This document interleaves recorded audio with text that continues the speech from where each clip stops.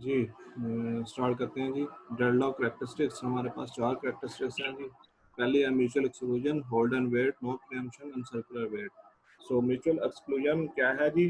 Only only one process at a time can use a resource independently. अगर दूसरा resource उसको acquire करना चाहे तो वो उसके लिए वेट करना पड़े।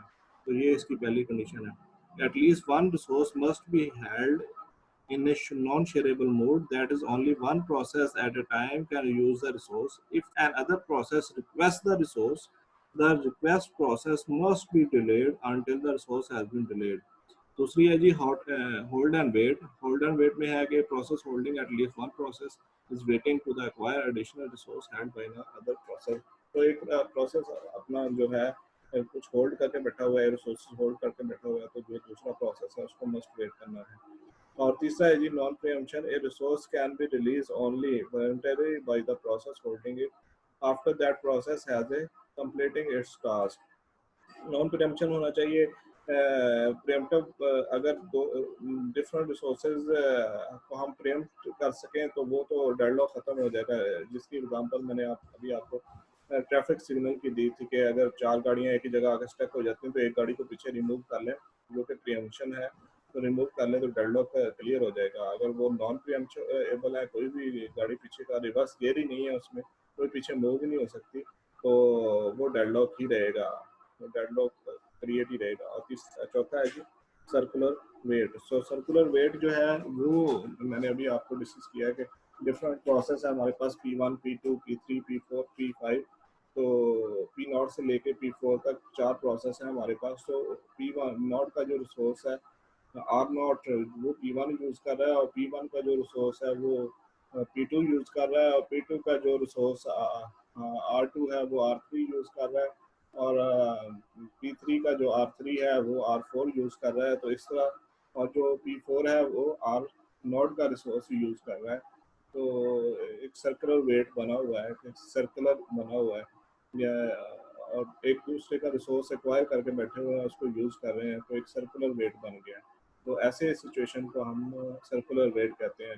तो ये चार जो डेडलॉक की बेसिक कैरेक्टरिस्टिक्स हैं कि अगर ये चार अकर हो जाएं साइमल्टेनियसली तो डेडलॉक जो है वो अकर हो जाता है।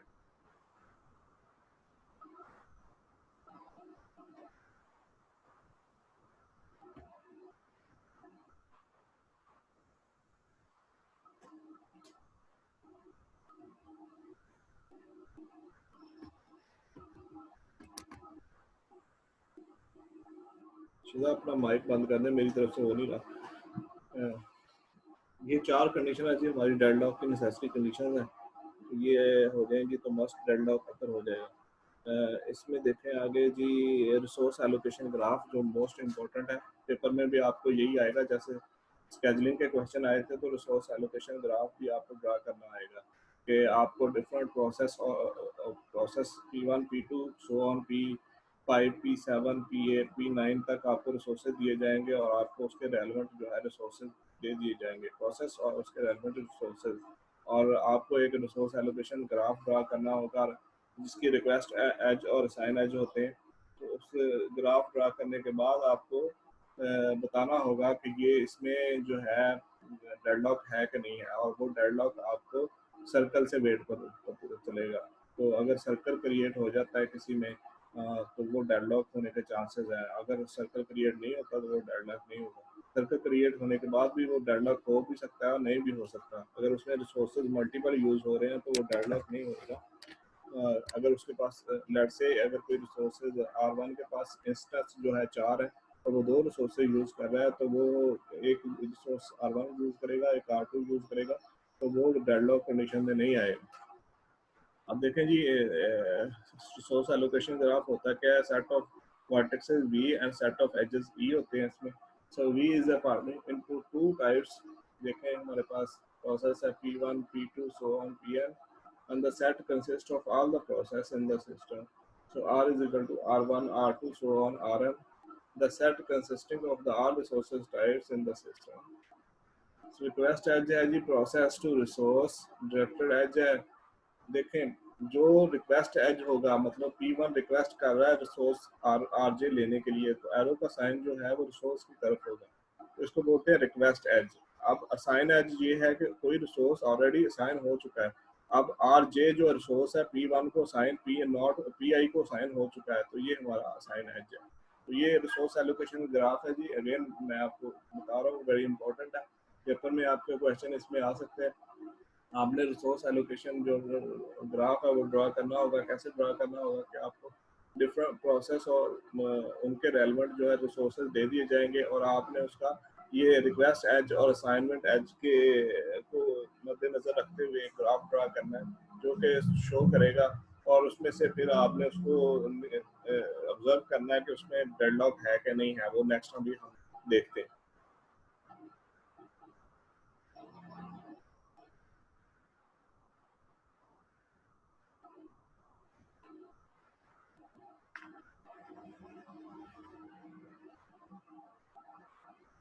सो ये रिसोर्स एलोकेशन ग्राफ में क्या होता है, ये प्रोसेस देखें, प्रोसेस का सिंबल है और रिसोर्स टाइप है विद 4 इंस्टेंसेस। जो अभी मैंने बात की थी, जो रिसोर्स तो एक ही है लेकिन उसके इंस्टेंस 4 हैं, तो वो 4 जो है 4 प्रोसेस उसको यूज कर सकते हैं। तो फिर इस सूरत में अगर सर्कुलर वेट आ भी जाए तो वो जो है डेडलॉक ना होने के चांसेस होते हैं। Even request instance of RJ, ये रिक्वेस्ट कर रहा है पीआई जो रिसोर्स है आरजे को, और PI is holding already hold कर किए हुए एन इंस्टेंस ऑफ आरजे।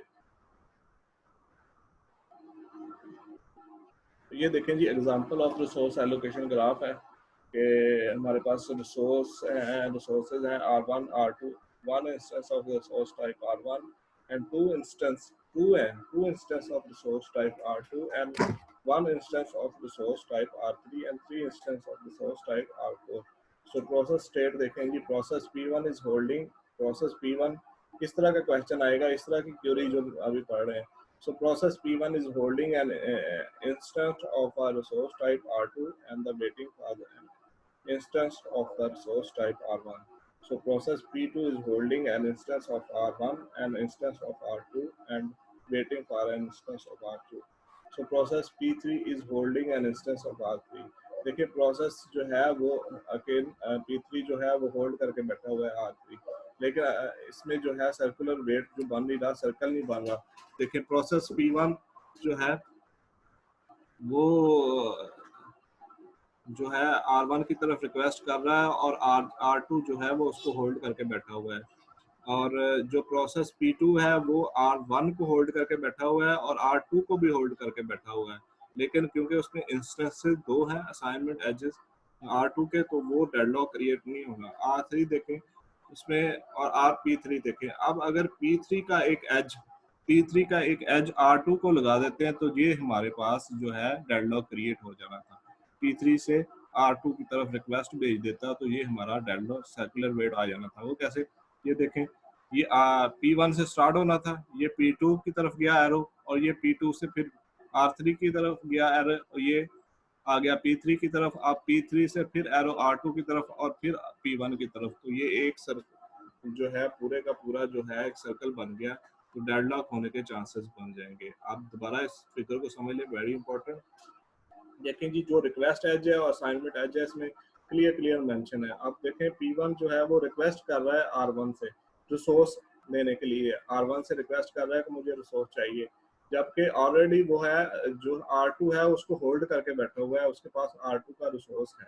अब इसी तरह P2 भी R2 को रिसोर्स होल्ड करके बैठा हुआ है, लेकिन R2 रिसोर्स में इंस्टेंस 2 है, इसलिए एक इंस्टेंस P1 ले रहा और एक इंस्टेंस P2 ले रहा है।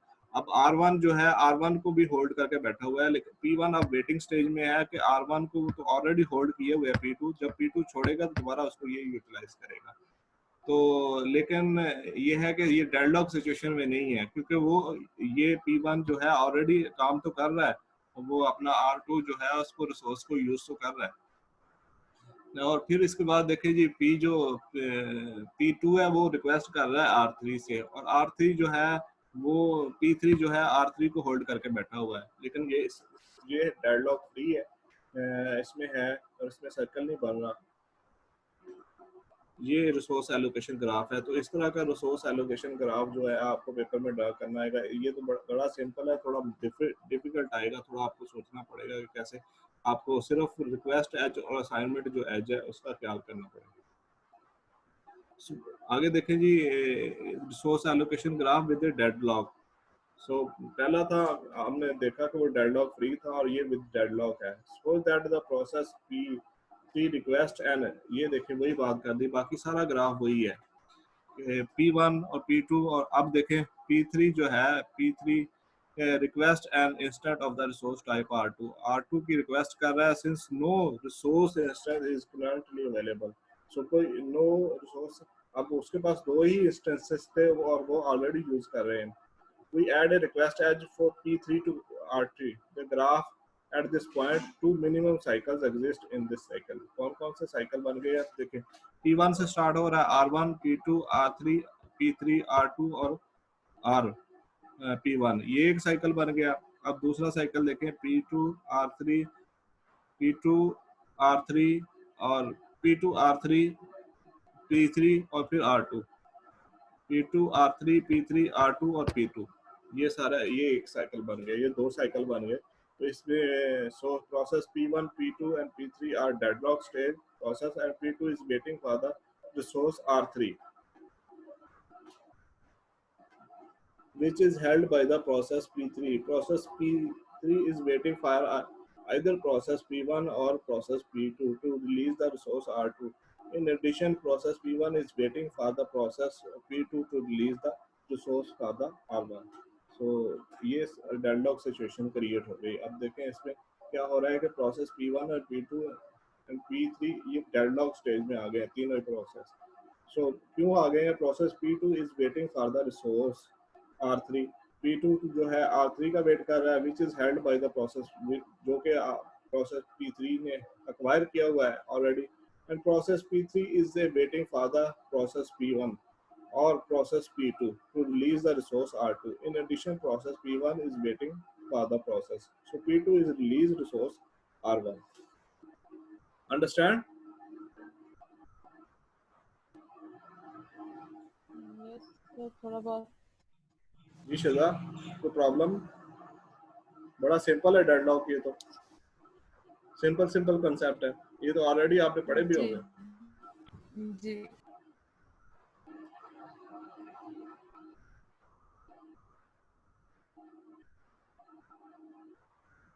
आगे देखेंगे graph with a cyclic no deadlock. इसमें देखेंगे ए साइक्लिक है graph but no deadlock. So now consider the resource allocation graph in a figure. In this example, we also have a cycle. Cycle में ये है कि मैं आपको बता दूं, अब नेक्स्ट भी पढ़ेंगे कि साइकिल में ये है कि आपका डेडलॉक हो भी सकता है और नहीं भी हो सकता। So in this above example, we also have a cycle. So P1, R1, P3, R2 और R1. But however, there is no deadlock. क्यों deadlock नहीं है? Observe that the process P4, P2 may release its instance of the resource type R2, R1. That resource can then be allocated to the P3. So breaking the cycle. In summary, if the resource allocation graph does not have a cycle, then the system is not in a deadlock state. If there is a cycle, then the system may or may not be in the deadlock stage. तो cycle जो है वो मैंने आपको start में बताया था, cycle में डेडलॉक होने के चांसेस ज़्यादा हैं डेडलॉक में होने के, लेकिन इन सम सिचुएशंस ऐसा भी होता है कि साइकिल तो होगा लेकिन डेडलॉक क्रिएट नहीं होगा, जैसे इस सिचुएशन में a cyclic but no deadlock, graph with a cyclic with no deadlock. क्यों डेडलॉक नहीं है? क्योंकि प्रोसेस P4 और P2 में रिलीज इस इंस्टेंस P4 और P2 जो है वो अपने जो इंस्टेंस हैं वो रिलीज कर रहे हैं। So it instance of the resource type R2 and R1. R2 और R1 इसके resources हैं। That resource can be allocated to the P3 जो कि P3 को allocate कर रहे हैं। That's why it's not a cycle. Then the system is not in a deadlock state. If there is a cycle, then the system may or may not be in the deadlock state. ये है। तो start से हम इसको दोबारा review कर लेते हैं कि हमने स्टार्ट में डेडलॉक का कंसेप्ट पढ़ा। सिंपल कंसेप्ट ये है कि मल्टी प्रोग्राम एनवायरनमेंट है, मल्टी प्रोग्राम जाएंगे, शेयर रिसोर्सेज होंगे तो डेडलॉक होने के चांसेस ज़्यादा। और फिर उसमें हमने देखा था उसकी 4 कंडीशंस थी डेडलॉक की होने की। पहली mutual exclusion, hold and wait, no preemption, और चौथी थी साइक्लिक, ये जो हम अभी डिस्कस कर रहे हैं।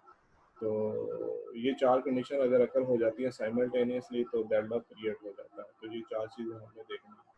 और उसके बाद हमने रिसोर्स एलोकेशन ग्राफ देखा है। रिसोर्स एलोकेशन ग्राफ में 2 एज होते हैं, एक रिक्वेस्टिंग एज होता है, एक असाइंड एज होता है।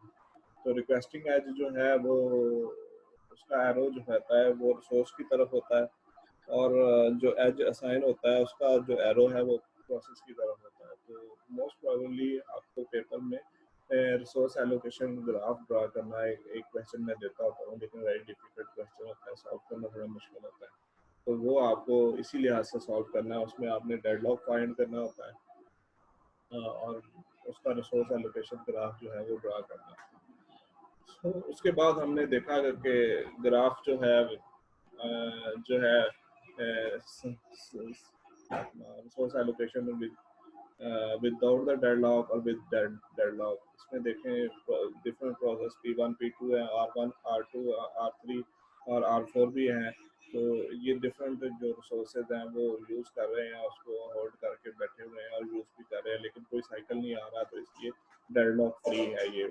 लेकिन अब resource allocation graph with deadlock भी हमने देखा है कि इसमें R1 R2 है, P1 P2 P3, वही पिछले वाला ग्राफ है, लेकिन उसका अगर P3 का हम एक एज ऐड अप कर दें जो कि रिक्वेस्टिंग एज है R2 को, तो एक पूरा सर्कल बन गया। अब आप देखें तो एक पूरा एक सर्कल बन गया है, बट एक की बजाय 2 सर्कल बन गए हैं। तो एक छोटा सर्कल है और एक बड़ा सर्कल है, तो इसमें प्रोसेस P1 P2 और P3 जो है वो डेडलॉक स्टेज में आ गए हैं। क्यों आ गए हैं? Process P2 is waiting for the resource R3, R3 के पास जो रिसोर्स है वो P3 वेट कर रहा है, which is held by the P3, और process P is waiting for the process P1, or process P2 is released by the resource R2. In addition, process P1 is waiting for the process P2 and released by the resource R2. That's why deadlock is created. लेकिन आगे फिर हमने देखा है कि graph with acyclic but no deadlock. So now consider the resource allocation graph in a figure. So in this example, we also have a cycle. So इसमें देखें जी cycle है, लेकिन ग्राफ जो है जो डेडलॉक क्रिएट नहीं होता। तो समटाइम इस ये कंडीशन समझाने के लिए कि समटाइम जो है वो साइकिल, ये कंडीशन नेसेसरी नहीं है कि साइकिल हो तो डेडलॉक भी क्रिएट होता है। मोस्ट प्रोबेबली चांस है कि वो डेडलॉक क्रिएट हो जाएगा, लेकिन इन सम केसेस के जब साइकिल होगा तो डेडलॉक हो भी सकता है, जब नई साइकिल होगा तो मस्ट डेडलॉक नहीं है, जब साइकिल होगा तो डेडलॉक हो भी सकता है और नहीं भी डेडलॉक हो सकता है। तो ये 2 3 4 चीज़ें डिस्कस करने के लिए। आगे है जी बेसिक फैक्ट्स जो अभी हमने डिस्कस किया है। Graph contains no cycle then no deadlocks. If graph contains a cycle then if only one instance per resource type, अगर एक ही इंस्टेंस है resource type then deadlock. if several instance per resource type, possibility of the deadlock, कि deadlock की possibility हो सकती है लेकिन डेडलॉक नहीं हो सकता। अगेन फिर डिस्कस अगेन बात फिर रिसोर्सेज की है। ये देखें मल्टी रिसोर्सेज हैं, और ये इसी वजह से ये है डेडलॉक क्रिएट। अब 2 रिसोर्सेज थे और P3 ने दोबारा रिक्वेस्ट ऐड अप कर दी, जबकि उसके पास रिसोर्सेज ही 2 हैं, तो वो डेडलॉक जो है क्रिएट हो गया। अब यही बात इसमें डिस्कस की है कि if the graph contains no cycle, so no deadlock. So if graph contains a cycle, if only one instance per resource type, then deadlock. If several instances per resource type, possibility of the deadlock की possibility है। फिर again जो cycle बनता है उसमें deadlock हो सकता है कि डेडलॉक क्रिएट हो सकता है डेडलॉक ना क्रिएट हो, लेकिन ज़्यादा पॉसिबिलिटी है कि आपको डेडलॉक जो है उसमें क्रिएट हो जाए। आगे जी मेथड्स फॉर हैंडलिंग डेडलॉक। आगे उसके मेथड्स हैं जी कि आपने डेडलॉक को कैसे हैंडल करना है। Ensure that the system will never enter in deadlock state. So ये तो पहले है कि आप इंश्योर करें कि सिस्टम जो है वो डेडलॉक स्टेट में एंटर ही ना हो। Deadlock prevention provide a set of methods to ensure that at least one of the necessary condition can not hold. जो हमने 4 जो कंडीशन पड़ी है उसमें से एक भी कंडीशन अगर होल्ड नहीं करेगी तो डेडलॉक क्रिएट नहीं होगा. So provide a set of methods, एक ऐसा सेट ऑफ मेथड प्रोवाइड करें to ensure that at least one of the necessary condition, या तो प्रीएम्पशन वाली या होल्ड एंड वेट वाली या म्यूचुअल एक्सक्लूजन वाली या साइक्लिक वाली, कोई ऐसी सिचुएशन बन जाए कि इनमें से एक भी कंडीशन जो है वो फॉल्स हो जाए, तो वो जो है डेडलॉक जो है प्रिवेंशन हो जाएगा, डेडलॉक की प्रिवेंशन होगी और डेडलॉक खत्म नहीं होगा. नेक्स्ट देखिए जी, डेडलॉक अवॉइडेंस है जी. Requires that the operating system be given conditional information in advance concerning with which resource a process will request and use during its lifetime. So allow the system to enter a deadlock state and then recover. Ignore the problem and printed that the deadlocks never occur in the system used by the most operating system, including Linux. तो Linux में ये deadlock avoidance जो policy है वो use होती है. वो है क्या जी? Requires that the operating system be given additional information in the advance concerning which resource a process will request and use during its lifetime. कि उसमें ऐसी फैसिलिटी रखी हुई है कि उसमें एडवांस रिसोर्सेज मौजूद है जो कि जब डेडलॉक स्टेज आए उसके बाद कोई रिसोर्स ना छोड़े तो उस जो एक्सटर्नल रिसोर्स है उसको यूज करते हुए अपना जो प्रोसेस है काम एग्जीक्यूशन की तरफ लेके जाए. तो ऐसी सिचुएशन को हम डेडलॉक अवॉइडेंस टेक्निक कहते हैं. ये जो मोस्टली हमारे पास लाइनक्स और विंडोज सिस्टम है, इसी इसी ऑपरेटिंग सिस्टम है, इसी तरीक़ाकार को हम देखते हुए डिज़ाइन किए गए हैं.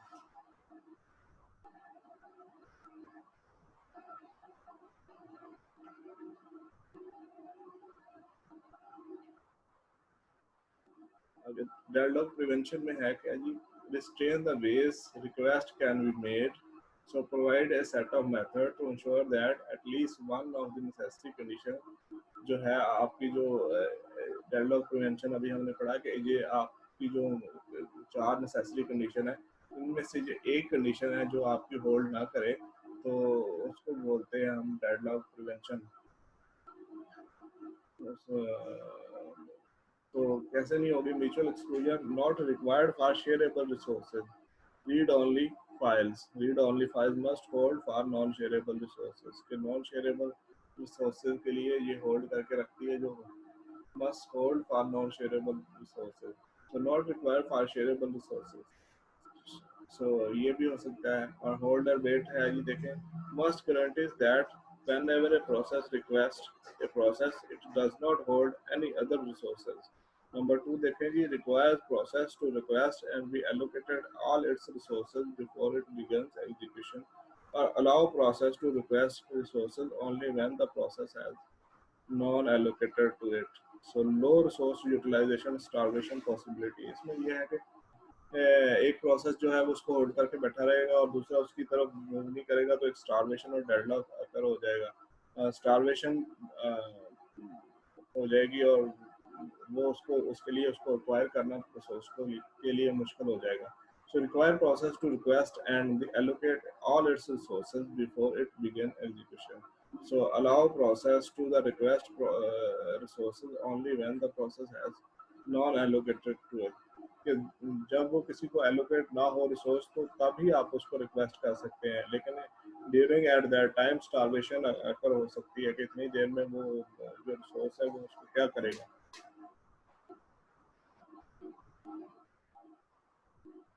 आगे है जी इसका नॉन प्रियम्पशन पॉलिसी है. प्रियम्पशन में if a process that is holding some resources, ये हम मेथड देख रहे हैं, टेक्निक देख रहे हैं कि जो 4 कंडीशन है उनमें उनको फॉल्स कैसे करना है. तो कैसी ऐसी पॉसिबिलिटी डिज़ाइन करनी है प्रोग्रामिंग एंड पे, ऑपरेटिंग सिस्टम एंड पे, कि ये जो 4 जो कंडीशन डेडलॉक में अकर हो रही है इनमें से एक कंडीशन भी अगर अकर ना होगी तो वो जो है डेडलॉक अकर नहीं होगा और डेडलॉक से बचा जा सकता है. If a process that is holding some resources request another resource that can be immediately allocated to it, then all resources currently being held are released. So preemptive resource are added to its list of the resource for which the process is waiting. So इसमें है कि अगर प्रेम्प्ट कर दिया जाए कि resources को प्रेम्प्ट कर दिया जाए, जैसे मैंने आपको बताया पहले भी कि अगर रिसोर्सेज को प्रेम्प्ट कर दिया जाए तो वो दूसरे प्रोसेस उसको एक्वायर कर लेंगे तो डेडलॉक खत्म हो जाएगा. If the process that is holding some resources request and other resources that cannot be immediately allocated to it, then all resources currently being held are released. सारे के सारे resources जो है उसको release कर दिए जाएं. Preempted resources are added to the list of the resource for which process is waiting. So process will restart only when it can regain its old resources as well as the new ones that is requesting. So circular wait है जी हमारे पास. Circular wait हो जाएगा. इसकी क्या technique है, कैसे इससे बचा जा सकता है कि वेट सर्कल में ना जाए. Impose A total ordering of all resources की ऑर्डरिंग कर दी जाए, इम्पोज कर दी जाए total ordering of all resources types and require that each process request resource in a increasing order. एक increasing order के तहत के तरीके से कर दिया जाए of a normal one by one. तो हमारे पास जो सर्कुलर वेट से नहीं आएगा, ये बिल्कुल ठीक है. इम्पोज ए टोटल ऑर्डरिंग, एक टोटल ऑर्डरिंग कर दी जाए कि आप प्रोसेस P1 है तो उसका रिसोर्स R1 आएगा, फिर उसके बाद प्रोसेस P2 आएगा तो उसका R2 आएगा, R3 आएगा, R4 आएगा, R4 आएगा. इस तरह ये कंटिन्यूस चेन लीनियर में चलती रहेगी, तो सर्कुलर वेट जो है ये आने के चांसेस नहीं है. तो ये चार हमारे पास डेडलॉक प्रिवेंशन के लिए चार मेथड है. इनमें से कोई भी एक भी मेथड अगर इम्प्लीमेंट कर दिया जाता है, जो कि मोस्टली ऑपरेटिंग सिस्टम में किया हुआ है, तो जो हमारा जो डेडलॉक है वो अकर नहीं होता. इसको बोलते हैं हम डेडलॉक प्रिवेंशन पॉलिसी. जी जी अंडरस्टैंड हुआ आज हमने क्या पढ़ा?